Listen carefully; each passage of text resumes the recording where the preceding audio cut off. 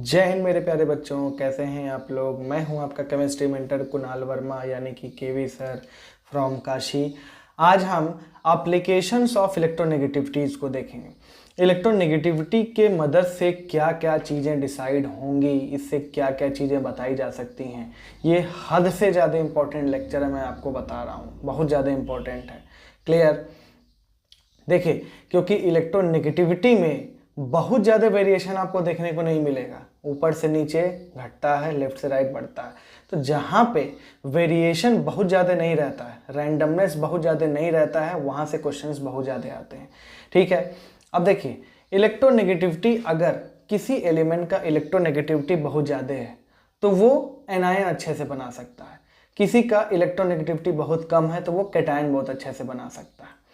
अब तुम बोलोगे सर ये बताइए, हम आपकी बात समझ गए, बट सोचते सोचते मेरे दिमाग में ये आया, कोई स्टूडेंट सोच रहा है ऐसा कि सर ये बताइए, हम बात करते हैं फ्लोरीन की और क्लोरीन की। फ्लोरीन और क्लोरीन, फ्लोरीन और क्लोरीन, इलेक्ट्रोनेगेटिविटी तो फ्लोरीन का ज़्यादा है, बट इलेक्ट्रॉन एफिनिटी तो क्लोरीन का ज़्यादा है। तो ये बताइए, इस पे नेगेटिव चार्ज बन रहा है। फ्लोरीन और क्लोरीन में अगर हम इलेक्ट्रोनेगेटिविटी की बात करें तो फ्लोरीन ज़्यादा अच्छे से नेगेटिव चार्ज बना सकता है। अगर हम क्लोरीन की मतलब इलेक्ट्रॉन एफिनिटी की बात करें तो वो फ्लोरीन से ज़्यादा है, तो नेगेटिव इस पे बनना चाहिए, क्योंकि क्लोरीन अच्छे से इलेक्ट्रॉन एक्सेप्ट कर सकता है। ठीक, और इलेक्ट्रोनेगेटिविटी के हिसाब से फ्लोरीन नेगेटिव चार्ज बना सकता है, जो आप अभी बता रहे हैं। तो ये बताइए कि हम इलेक्ट्रोनेगेटिविटी से फैसला लें कि इलेक्ट्रॉन एफिनिटी से। मैं एक ही लाइन बोलूँगा कि आप इलेक्ट्रोनेगेटिविटी से फैसला लेंगे। अब उसके पीछे एक रीज़न भी समझिए।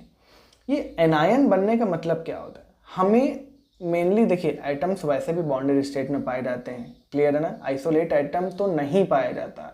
और दूसरी बात, अगर हमको एनायन बनाना भी है, जैसे कि मान लो HCl, अगर हमको तोड़ना भी है तो हम इसको ऐसे तोड़ते हैं H+Cl-।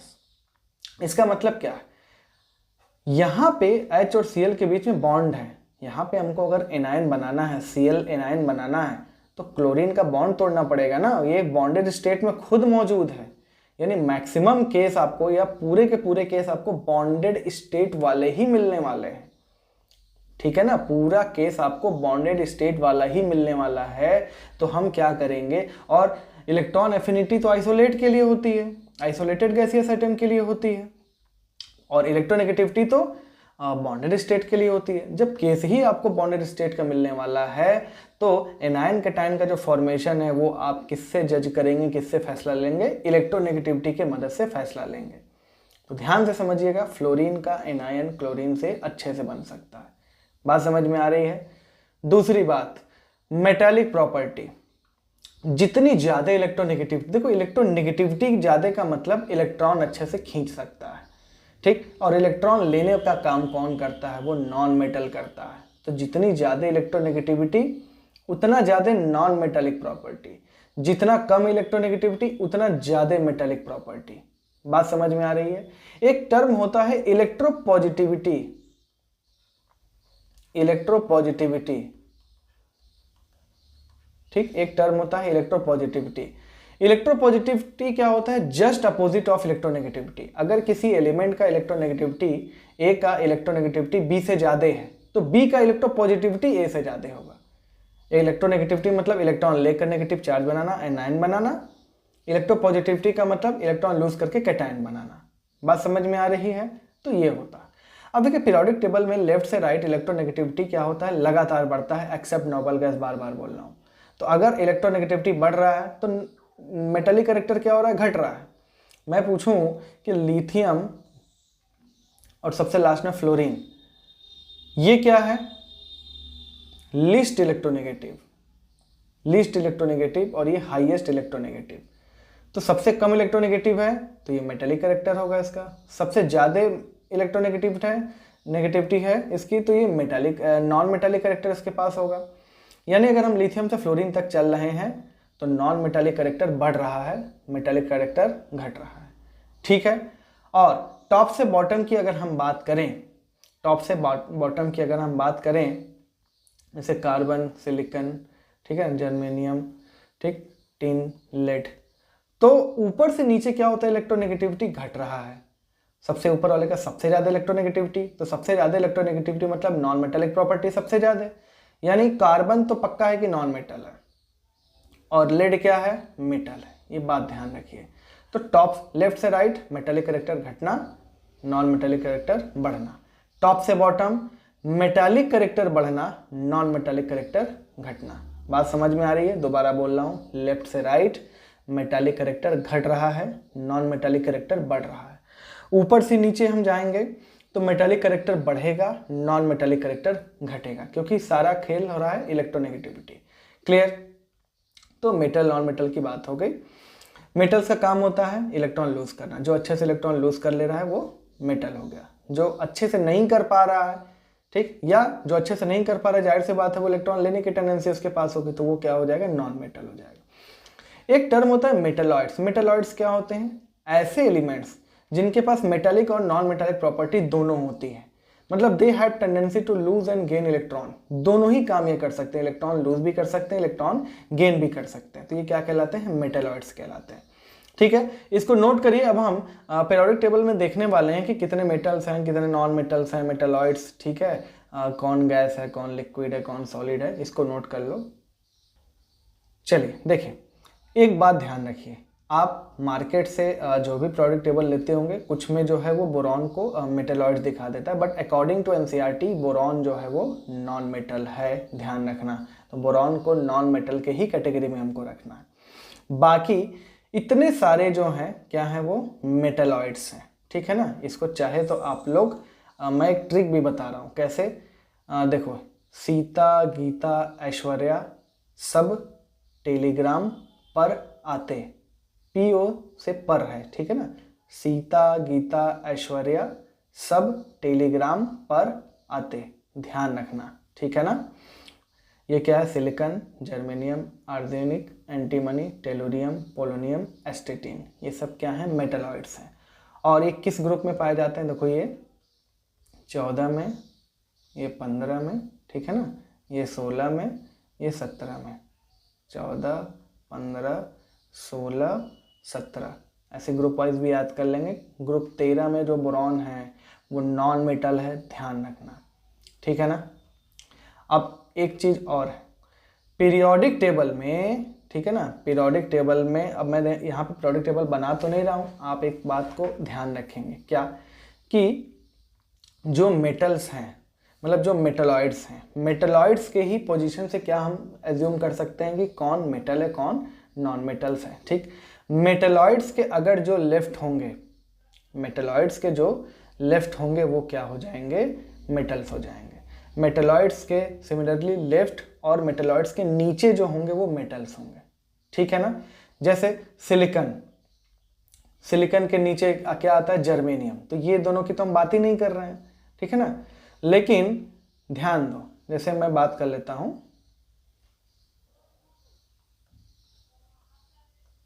मैं कुछ यहां पे बना लेता हूं।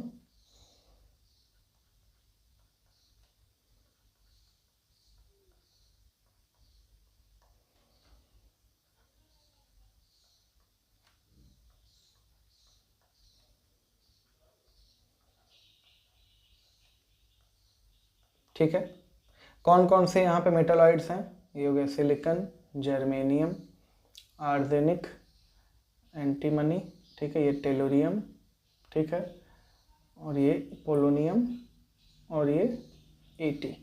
अब ध्यान से देखो, सिलिकॉन के जो लेफ्ट होंगे इधर जो भी हैं वो क्या है, मेटल्स हैं। और क्योंकि सिलिकॉन और जर्मेनियम दोनों मेटलॉइड्स हैं, तो जर्मेनियम, सिलिकॉन और जर्मेनियम दोनों मेटलॉइड्स हैं, तो इसके नीचे ये सब भी क्या होंगे, ये सारे के सारे मेटल्स होंगे। बात समझ में आ रही है। तो मेटलॉइड्स के लेफ्ट और मेटलॉइड्स से जो नीचे होंगे वो क्या होंगे, मेटल्स होंगे। बात समझ में आ रही है।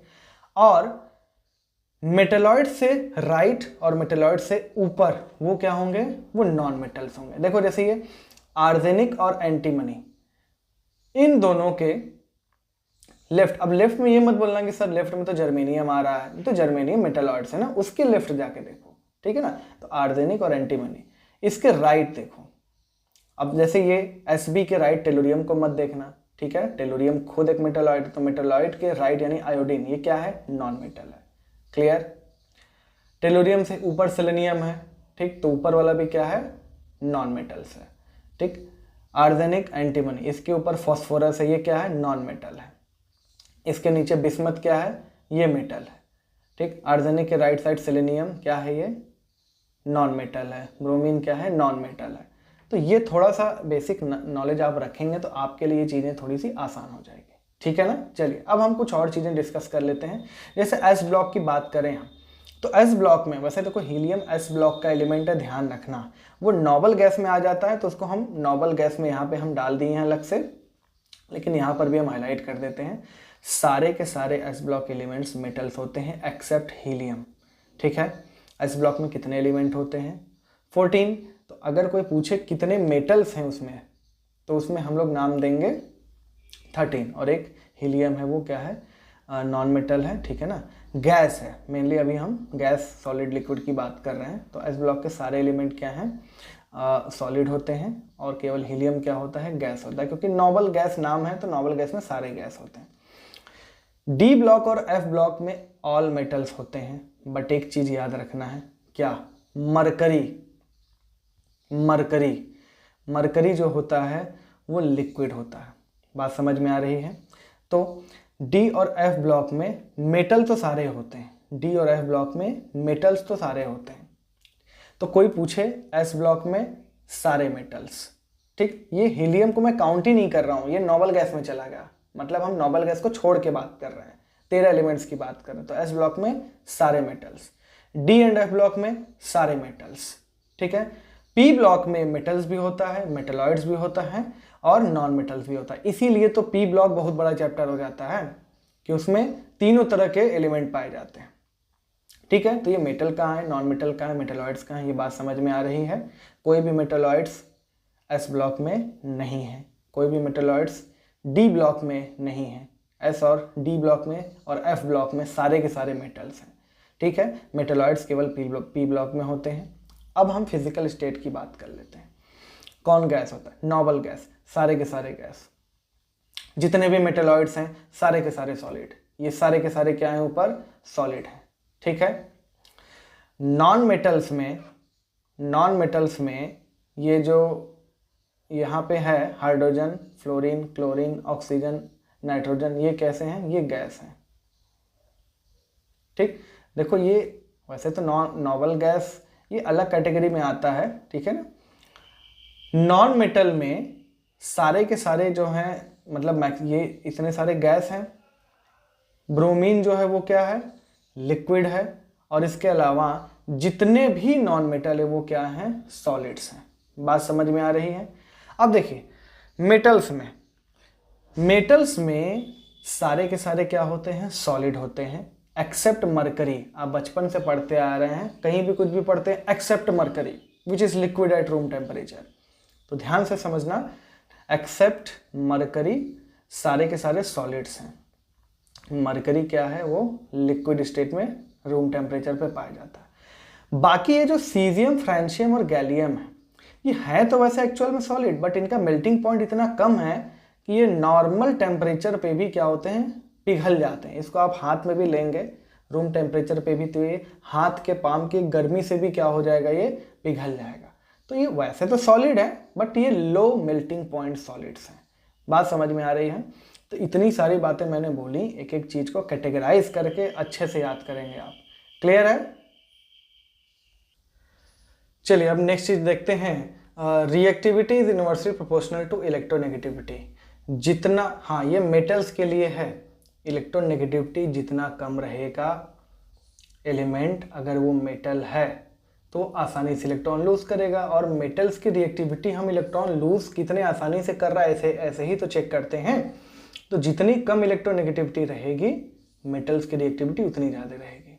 और सिमिलरली इलेक्ट्रोनेगेटिविटी जितनी ज़्यादा है उतना ज़्यादा रिएक्टिविटी नॉन मेटल्स का होगा, क्योंकि नॉन मेटल्स क्या करते हैं, इलेक्ट्रॉन लेना पसंद करते हैं, ठीक। जैसे एग्जाम्पल की बात करें, lithium, sodium, potassium, rubidium, caesium, metallic character क्या हो रहा है, ऊपर से नीचे बढ़ रहा है, ठीक है ना, ऊपर से नीचे बढ़ रहा है। तो इसका मतलब रिएक्टिविटी भी क्या हो रही है, रिएक्टिविटी भी क्या हो रही है यहाँ पे, इंक्रीज कर रही है। ठीक है, और यहाँ पे क्योंकि नॉन मेटल है फ्लोरीन, क्लोरीन, ब्रोमीन, आयोडीन, तो फ्लोरीन सबसे ज़्यादा रिएक्टिव होगा। ठीक है, तो नॉन मेटेलिक कैरेक्टर फ्लोरीन से आयोडीन घट रहा है। ठीक है, अगला है पोलैरिटी। पोलैरिटी का मतलब प्लस और माइनस कितना बड़ा बड़ा बन पा रहा है। ठीक है, जैसे कि मान लो ए और बी, ठीक, और मान लो ए और सी। अगर इलेक्ट्रोनेगेटिविटी सी का ज़्यादा है बी से, तो इसका मतलब ये है कि जितना बी जो है एक इलेक्ट्रॉन पेयर को खींच पा रहा है उससे ज़्यादा सी ए से खींच ले रहा है। बात समझ में आ रही है? तो अगर ये बी मान लो जो भी खींच रहा है इसके वजह से यहाँ पे डेल्टा पॉजिटिव, यहाँ पे डेल्टा नेगेटिव इतना आ रहा है। और अगर सी का पावर बी से ज़्यादा है इलेक्ट्रॉन पेयर खींचने का, तो वो क्या करेगा, ज़्यादा बड़ा डेल्टा प्लस और डेल्टा माइनस बनाएगा। तो इसका मतलब ये जो बॉन्ड है इससे ज़्यादा पोलर ये बॉन्ड है, ए बी से ज़्यादा AC बॉन्ड क्या है, पोलर है। बात समझ में आ रही है? तो जितना ज़्यादा इलेक्ट्रोनेगेटिविटी, मतलब यहाँ पे डेल्टा EN जो भी है ये नीचे वाले से, मतलब नीचे वाला क्या है उसका डेल्टा EN क्या है, ज़्यादा है। बात समझ में आ रही है? तो जितना ज़्यादा इलेक्ट्रोनेगेटिविटी का डिफरेंस उतना ज़्यादा बॉन्ड पोलर। ठीक है, तो यहाँ पे देखो HF, HCl, HBr, HI, क्योंकि फ्लोरीन सबसे ज़्यादा इलेक्ट्रोनेगेटिव है, हाइड्रोजन तो फिक्स है यहाँ पे, तो फ्लोरीन और H के बीच में सबसे ज़्यादा इलेक्ट्रोनेगेटिविटी का डिफरेंस होगा और सबसे कम यहाँ पर होगा। तो सबसे ज़्यादा पोलर HF, सबसे कम पोलर HI। ठीक, अब देखिए ये गैलिस के अकॉर्डिंग, फ्रॉम गैलिस, nature of bond ionic character उतना ज़्यादा होगा जितना इलेक्ट्रोनेगेटिविटी में डिफरेंस होगा। ठीक, इनके अकॉर्डिंग ये कुछ बातें हैं, बट ये हमेशा सही नहीं होती हैं। देखो एग्जैक्टली अगर एक्सपेरिमेंटली हम देखें तो हर जगह ये फिट नहीं बैठता है। तो अगर डेल्टा EN 0 है मतलब क्या है, दोनों आइटम सेम है, दोनों आइटम सेम है, तो इलेक्ट्रॉन पर ठीक बीचों बीच रहेगा, कोई पोलैरिटी नहीं आएगा, किसी पर प्लस किसी पर माइनस नहीं आएगा, जिसका मतलब वो प्योर कोवेलेंट बॉन्ड है। ठीक, अगर डेल्टा EN 0.1 से 0.8 है तो वो कोवेलेंट बॉन्ड है। ठीक है ना, वीक पोलर, मतलब वीक पोलैरिटी, वीक पोलर या वेरी लेस पोलर, हल्का फुल्का पोलर है। अगर इलेक्ट्रोनेगेटिविटी डिफरेंस 0.9 से 1.6 है तो ये पोलर कोवेलेंट बॉन्ड होगा। कैसा हो जाएगा, पोलर कोवेलेंट बॉन्ड। और इलेक्ट्रोनेगेटिविटी डिफरेंस अगर 1.7 आएगा तो 50% आयनिक, 50% कोवेलेंट, कोई फैक्टर उस पर भारी नहीं है। ठीक, और इलेक्ट्रोनेगेटिविटी डिफरेंस 1.8 से अगर अधिक आ गया तब वो आयनिक होगा। बट देखो एक्सेप्शन यहाँ पे है HF, H का 2.1, फ्लोरीन का 4, डिफरेंस देखें तो 1.9 आ रहा है, 1.8 से ज़्यादा है, इसको आयनिक होना चाहिए, बट ये है कैसा, कोवेलेंट। LiCl, लिथियम का 1, क्लोरीन का 3, तो इलेक्ट्रोनेगेटिविटी डिफरेंस 2 आ रहा है।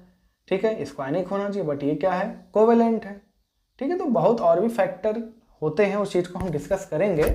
लेकिन ये क्या है कि देखो ये इस पे हम किसी स्पेसिफिक कंपाउंड पे हमको इस पे जज नहीं करना है। इसके अकॉर्डिंग हमको जज क्या करना है, जैसे कि मान लो कई सारे एलिमेंट दे दिए ABCDEF ऐसे करके और सबका इलेक्ट्रोनेगेटिविटी दे दिया, तुमसे हाइपोथेटिकली पूछ दिया कि A और C के बीच में बॉन्ड बनेगा, बताओ कैसा बनेगा, तो दोनों का इलेक्ट्रोनेगेटिविटी का डिफरेंस ले लेना, इसमें से जो भी आए हाइपोथेटिकली हम बोल देंगे कि आयनिक है, पोलर, कोवेलेंट है, ऐसे करके।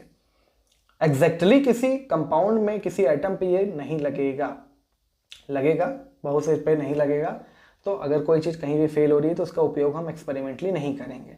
ठीक, हाइपोथेटिकली 3-4 एलिमेंट दे दे, सबका इलेक्ट्रोनेगेटिविटी दे दे और एक दूसरे के साथ किसी के साथ बॉन्ड बनाए, पूछे आयनिक बनेगा, कोवेलेंट बनेगा, प्योर कोवेलेंट बनेगा, ठीक, पोलर कोवेलेंट बनेगा, तो यहाँ से इस चीज़ का हम मदद ले सकते हैं।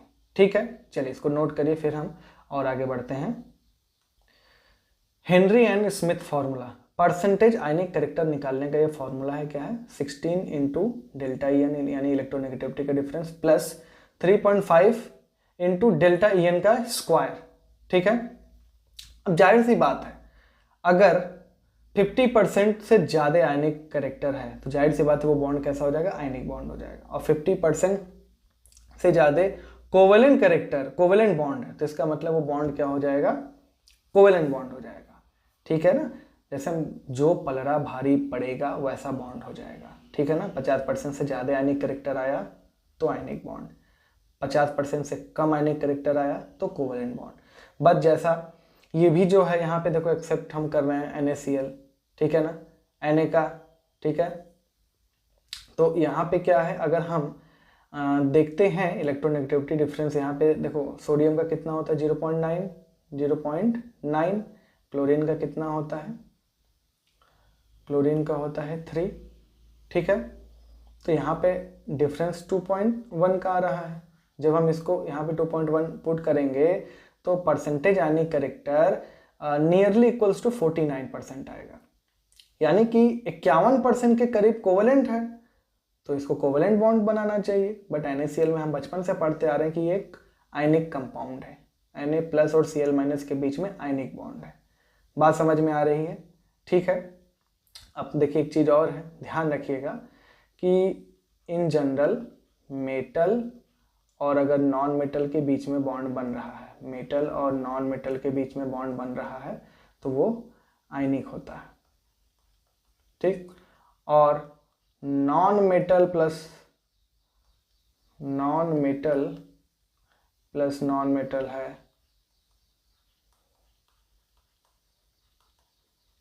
तब वो क्या बनेगा, कोवेलेंट बॉन्ड, ठीक है। एक बचपन से आप ये पढ़े भी होंगे, ठीक है। इसको नोट करिए, फिर हम और आगे बढ़ते हैं। चलिए अब हम बहुत ही इंपॉर्टेंट चीज देखने वाले, nature of oxide and hydroxide. देखो एक जनरल बात मैं कर रहा हूं, जो मेटल के ऑक्साइड और हाइड्रोक्साइड होते हैं, ठीक है, ऑक्साइड की अभी हम बात कर रहे हैं, वो क्या होता है, बेसिक नेचर का होता है। इन जनरल की बात कर रहे हैं, ध्यान से समझना। इन जनरल मतलब मेटल के भी कुछ ऑक्साइड एसिडिक दिखेंगे आपको, बहुत डिटेल में आप जब डी ब्लॉक पढ़ेंगे 12th में तो वहाँ पे और भी डिटेल में जाएंगे, बट बेसिक चीज़ें आप यहाँ से लेके जाएंगे तो वहाँ पे मेहनत काफ़ी कम हो जाएगी, ठीक। और नॉन मेटल के ऑक्साइड्स क्या होते हैं, वो एसिडिक हो जाते हैं, ठीक है। अब ध्यान से देखो, मैं अगर मुझे चेक भी करना है नेचर कैसा है ऑक्साइड का, देखो एग्जैक्टली अगर हम कहें कि ये एसिड है, ये बेस है, तो उसकी बात मैं नहीं कर रहा हूँ, मैं रिलेटिव नेचर की बात करूंगा कि हाँ अगर ये है और दूसरा कंपाउंड है तो एक से ज़्यादा कौन, मतलब कौन ज़्यादा एसिडिक होगा या कौन ज़्यादा बेसिक होगा, मैं रिलेटिव की बात कर रहा हूं। अब देखो जो ऑक्साइड का नेचर होता है वही हाइड्रोक्साइड का नेचर होता है। कैसे, समझो। वाटर क्या होता है, अगर हम आर्हीनियस कंसेप्ट की ही हम बात कर रहे हैं, ठीक है ना, आर्हीनियस कंसेप्ट, ये आप आयनिक इक्विलिब्रियम में एसिड बेस कंसेप्ट में आर्हीनियस कंसेप्ट पढ़ेंगे पानी के अंदर, तो वाटर क्या होता है, वो न्यूट्रल होता है, ठीक। क्या है ये, न्यूट्रल होता है। ब्रॉन्स्टेड लॉरी के हिसाब से क्या है ये, एम्फोटेरिक है। खैर आर्हीनियस कंसेप्ट के हिसाब से वाटर क्या है, न्यूट्रल है। अगर Na2O को हम पानी में मिला रहे हैं, देखो Na2O + H2O क्या बन रहा है, ये NaOH। तो ये बताओ पानी में जाने के बाद NaOH बना, यानी कि बेसिक है, और इसका तो कोई रोल है ही नहीं H2O का। इसका मतलब ये जो बेसिक कैरेक्टर आया है ये इसी के वजह से आया है, Na2O के ही वजह से आया है, यानी कि Na2O के पास बेसिक नेचर है, क्योंकि ये पानी में जाने के बाद NaOH बना रहा है, बेस बना रहा है, ठीक। क्योंकि इसका कोई रोल नहीं है, यानी कि ये जो इसका नेचर है पानी में जाने के बाद वही इसका बाहर भी नेचर होगा Na2O का। MgO, ये भी MgOH का ट्वाइस बना रहा है, बेस बना रहा है, यानी MgO भी क्या है, बेसिक प्रॉपर्टी रखता है, ठीक है ना। ये हाइड्रोक्साइड है। अब ध्यान से समझना, क्या कहीं पर भी OH दिख जाएगा हम उसको बेस ही बोलेंगे, ये एक प्रश्न चिन्ह है। अभी आप अगर जो बच्चे 10th के बाद जस्ट 11th पढ़ रहे हैं वो तो यही सोचेंगे अच्छा कहीं भी OH है तो उसको बेसिक बना दो। जैसे NaOH में Na+OH- करना है, ClOH है तो उसको भी Cl+OH- कर दो, ये भी बेस है। ऐसा काम नहीं करना है, 10th से 11th में गए हैं आप, बहुत सी चीज़ों को सीखनी है। अब देखो SO3 अगर पानी में जाता है तो H2SO4 का फॉर्मेशन करता है, इसका मतलब SO3 के पास एसिडिक कैरेक्टर है क्योंकि एसिड बना रहा है पानी में जाने के बाद। अब ये जो H2SO4 है इसको भी हम OH, देखो इसको भी हम हाइड्रोक्साइड ही ट्रीट करेंगे, ये क्या है, हाइड्रोक्साइड है। ऐसा हम इसलिए कर रहे हैं क्योंकि अगर कभी Na2O, MgO, SO3, सोडियम का ऑक्साइड, मैग्नीशियम का ऑक्साइड, सल्फर का ऑक्साइड, नाइट्रोजन का ऑक्साइड, क्लोरीन का ऑक्साइड, ऐसा कुछ एक साथ सब आ गया और हमको सजाना है कि कौन एसिडिक है ज़्यादा, कौन एसिडिक कम है, तो हमको करना क्या पड़ेगा? हमको एक समान पानी में डाल के देख लेना है और सबको हाइड्रोक्साइड बनाएंगे ना। अगर हमको कोई चीज़ चेक करना है, आप कभी भी कंपैरिजन ऑक्साइड का हाइड्राइड के साथ नहीं कर सकते, हाइड्रोक्साइड का हाइड्राइड के साथ नहीं कर सकते, ठीक है। आप ऑक्साइड का ऑक्साइड के साथ कर सकते हैं, हाइड्रोक्साइड का हाइड्रोक्साइड के साथ कर सकते हैं। वैसे नेचर ऑफ ऑक्साइड और हाइड्रोक्साइड सिमिलर मिलता है, बट ये भी ध्यान रखना ऑक्सीडेशन स्टेट भी सेम होना चाहिए, ठीक है ना। ऐसा नहीं है कि हम मान लो एक हाइपोथेटिकल हम बात कर रहे हैं, Na2O सोडियम का ऑक्सीडेशन स्टेट +1 है और NaOH ऑक्सीडेशन स्टेट +1 है, दोनों बेसिक है। मान लो हम NaOH का ट्वाइस की बात करते हैं, यहाँ पे ऑक्सीडेशन स्टेट सोडियम का क्या है, +2 है, तो इसका कोई कंपैरिजन Na2O के साथ नहीं होगा कि दोनों ये ऑक्साइड है और ये हाइड्रोक्साइड है, दोनों क्या हो जाएंगे, बेसिक नेचर के हो जाएंगे। ऑक्सीडेशन स्टेट सेम रहेगा तब हम डेफिनेटली बोलेंगे कि ऑक्साइड और हाइड्रोक्साइड का नेचर सिमिलर है। बात समझ में आ रही है? तो देखो ये SO3 को भी हम सल्फर का हाइड्रोक्साइड बोलेंगे, N2O5 को भी हम नाइट्रोजन का ऑक्साइड बोलेंगे क्योंकि HNO3 बना रहा है, Cl2O7 जो है परक्लोरिक एसिड बना रहा है, तो यहाँ पे ClO3OH, ये सब के सब हाइड्रोक्साइड है, बट ये कुछ हाइड्रोक्साइड बेस हैं और ये कुछ क्या है, एसिडिक है। तो ये कैसे पता चला, क्या चीज हम देख रहे हैं, जस्ट अब हम सीख रहे हैं, इसको नोट कर लीजिए आप लोग। चलिए अब इन जनरल ये जो A है, ठीक है ना, ये जो A है, जैसे मैं यहाँ पे बात कर रहा हूँ, ठीक है, एक मिनट, ये यहाँ पे जो जैसे कि ये जो है ये क्या है, इसको सेंट्रल मेटल बोलते हैं या सेंट्रल एटम बोलते हैं, ध्यान रखना ये सेंट्रल एटम है, ठीक है ना। तो ये सेंट्रल एटम का बहुत बड़ा रोल होने वाला है अभी, ठीक है ना, इसी सबको ध्यान देना, ठीक है। चलिए अब हम देखते हैं AOH। अब ध्यान से देखिए, यहां पे हमको इस बॉन्ड का इलेक्ट्रोनेगेटिविटी डिफरेंस देखना है A और O के बीच में और O और H के बीच में। अब आपको पता है इलेक्ट्रोनेगेटिविटी डिफरेंस जितना ज्यादा है वो बॉन्ड उतना पोलर होगा। पोलर का मतलब उतना ज्यादा बड़ा पॉजिटिव और उतना ही बड़ा नेगेटिव आएगा, जो ज्यादा इलेक्ट्रोनेगेटिव होगा उस पर नेगेटिव चार्ज आएगा। तो जो बॉन्ड जितना ज्यादा पोलर होता है उतना प्लस और माइनस वहां पे डेवलप होता है, ठीक है। और जितना ज्यादा पोलर होगा, जितना ज्यादा इलेक्ट्रोनेगेटिविटी का डिफरेंस होगा उतना ज्यादा पोलर और वो बॉन्ड ब्रेक होना आसान होगा। तो अब देखो दो केस है हमारे पास। केस फर्स्ट, अगर A और O के बीच का यानी कि लेफ्ट वाला जो बॉन्ड है, इलेक्ट्रोनेगेटिविटी A और इलेक्ट्रोनेगेटिविटी O, इसका जो इलेक्ट्रोनेगेटिविटी का डिफरेंस इलेक्ट्रोनेगेटिविटी O और इलेक्ट्रोनेगेटिविटी H इससे ज्यादा है, यानी कि लेफ्ट वाले बॉन्ड का पोलैरिटी ज्यादा है, तो जाहिर सी बात है कौन सा बॉन्ड टूटेगा, लेफ्ट वाला बॉन्ड टूटेगा। लेफ्ट वाला अगर बॉन्ड टूटेगा तो ये OH अलग हो गया कि नहीं, ठीक है, यानी AO मतलब ये कुछ इस तरीके से होगा, ये टूट गया तो ये हो गया A पर प्लस और OH पे माइनस, यानी that hydroxide will be basic. जैसे एग्जांपल्स NaOH सोडियम का 0.9 होता है, ठीक है, ऑक्सीजन का 3.5, हाइड्रोजन का 2.1, सोडियम और ऑक्सीजन का जाहिर सी बात है यहाँ पे देख लो इलेक्ट्रोनेगेटिविटी डिफरेंस O और H से ज्यादा आ रहा है, तो ये वाला बॉन्ड ब्रेक होगा, OH अलग हो गया माइनस। बात समझ में आ रही है? केस सेकंड देखते हैं, अगर O और H का इलेक्ट्रोनेगेटिविटी डिफरेंस ज्यादा आ रहा है तो इसका मतलब पोलर राइट वाला बॉन्ड है, यानी ये बॉन्ड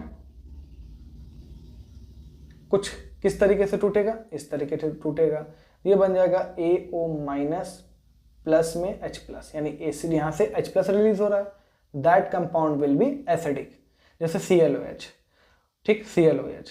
तो यहां पे ध्यान से देखो, क्लोरीन का 3, ऑक्सीजन का 3.5, 0.5 का अंतर, और ऑक्सीजन और हाइड्रोजन ये 3.5, ये 2.1, 1.4 का अंतर, तो जाहिर सी बात है यही वाला बॉन्ड टूटेगा, तो H प्लस अलग हो गया, यानी ClOH क्लोरीन का हाइड्रोक्साइड एसिडिक नेचर का है, सोडियम का हाइड्रोक्साइड बेसिक नेचर का है, ठीक। अब एक काम की बात है, यहां पे ऑक्सीजन तो फिक्स ही है 3.5, ये तो फिक्स ही है, तो ध्यान से समझो, ऑक्सीजन अगर फिक्स है तो ध्यान से समझो, अगर ए का इलेक्ट्रोनेगेटिविटी, ठीक है ना, अगर ए का इलेक्ट्रोनेगेटिव मतलब देखो here electronegativity of oxygen is fixed, that is 3.5. So if electronegativity of A increase then acidic character of both oxide या हाइड्रोक्साइड इंक्रीजेस.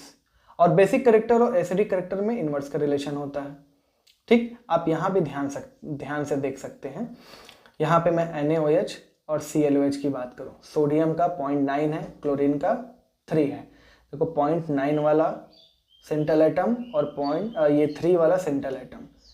ठीक, तो 3 वाला इलेक्ट्रोनेगेटिविटी वाला जो सेंट्रल एटम है वो एसिडिक है, हाइड्रोक्साइड.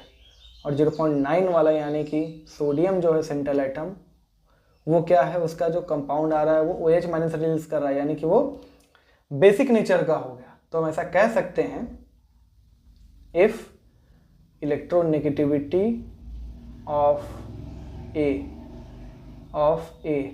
अगर ये लो है तो निश्चित है क्या, वो बेसिक नेचर का होगा, उसके पास बेसिक कैरेक्टर ज़्यादा होगा. और इलेक्ट्रोनेगेटिविटी ऑफ ए हाई है तब वो क्या हो जाएगा, एसिडिक हो जाएगा. ठीक, मैं रिलेटिव की बात कर रहा हूँ. देखो ऐसा कोई कंपाउंड थोड़ी कि ये एसिड है कि ये बेस, मैं इसकी बात नहीं कर रहा हूँ, रिलेटिव की बात कर रहा हूँ. ठीक है, तो इसको आप नोट करिए अच्छे से, फिर आगे हम 2-4 एग्जाम्पल देख लेते हैं तो ये चीज़ें और क्लियर हो जाएंगी. इसको नोट करो. चलिए कुछ एग्जाम्पल देखते हैं. देखो ClOH, BrOH, IOH. ठीक, अब इसमें से हमसे ये थोड़ी पूछा कौन एसिड है कौन बेस है, हम इसकी कोई बात नहीं कर रहे हैं. फिलहाल हमने ये पढ़ा है कि ये सेंट्रल एटम है, सबसे ज़्यादा इलेक्ट्रोनेगेटिव क्लोरीन है, उससे कम ब्रोमीन है, उससे कम आयोडीन है. तो सबसे ज़्यादा एसिडिक कैरेक्टर ClOH के पास होगा. अगर बेसिक कैरेक्टर पूछता तो ये ऑर्डर कुछ इस तरीके से हो जाता. ठीक है ना, अगर बेसिक कैरेक्टर पूछता तो ClOH, फिर BrOH, फिर IOH. ध्यान देना, अगर बेसिक कैरेक्टर ये Cl है, ठीक है ना, ये क्या है, ClOH है, ये बात ध्यान रखना. यहां पे भी एसिडिक ऑर्डर,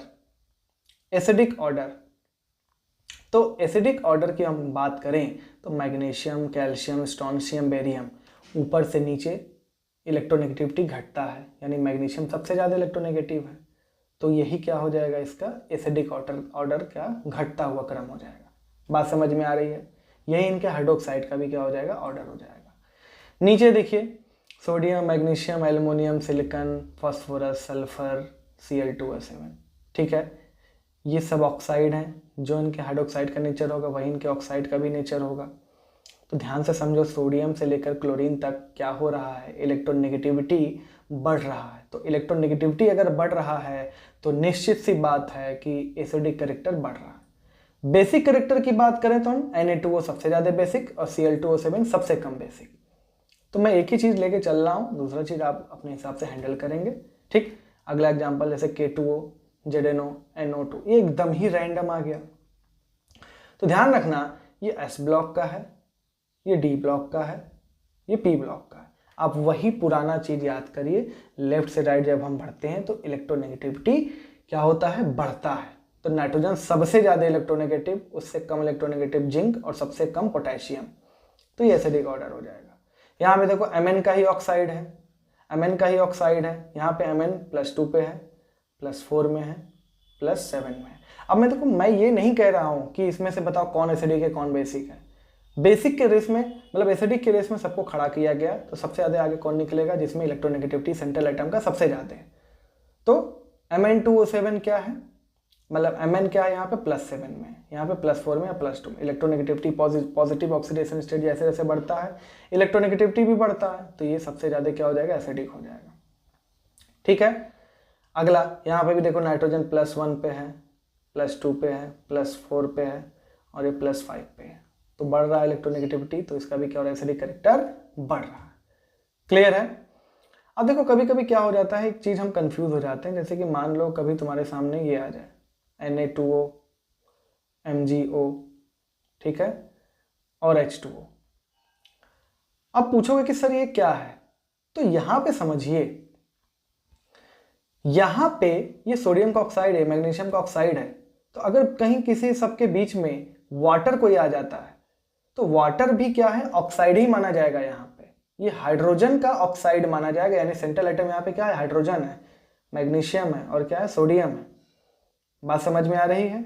सिमिलरली अगर हाइड्रोक्साइड आ गया NaOH, MgOH का ट्वाइस और H2O आ गया, या फिर हाइड्राइड की हम बात करते हैं, ठीक है, जैसे कि मान लो NaH आ गया, MgH2 आ गया, H2O आ गया, ये हाइड्राइड है, ये हाइड्राइड है। यहाँ पे सोडियम क्या है, सेंट्रल एटम है, मैग्नीशियम क्या है, सेंट्रल एटम है। यहाँ पे हाइड्राइड की अगर हम बात करें तो ध्यान से समझना, यहाँ पे H निकालना है हमको, तो ऑक्सीजन क्या हो जाएगा, सेंट्रल एटम हो जाएगा। क्लियर है, ये बात समझ में आ रही है। अभी हम हाइड्राइड का भी नेक्स्ट लेक्चर में देखेंगे, तो वहाँ पे चीज़ें और क्लियर होंगी। तो अभी के लिए इतना ही, अब हम अगले क्लास में मिलेंगे, तब तक के लिए जय हिंद।